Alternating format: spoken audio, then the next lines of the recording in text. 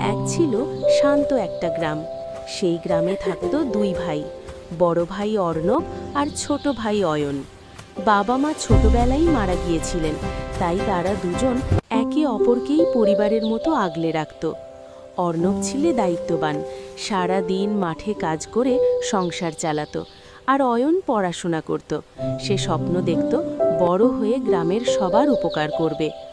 অর্ণব নিজে কোনোদিন স্কুলে যেতে পারেনি, কিন্তু সে চাইতো তার ছোট ভাই যেন লেখাপড়া শিখে ভালো মানুষ হয়। একদিন গ্রামে ভয়াবহ ঝড় হলো, বহু ঘরবাড়ি ভেঙে গেল, মানুষ কষ্টে পড়ল। তখন অয়ন তার ছোট্ট সঞ্চয়ের টাকাগুলো বের করে গ্রামের লোকদের খাবার কিনে দিল। অর্ণব নিজের জমির ধান বিনা পয়সায় মানুষের মাঝে বিলিয়ে দিল।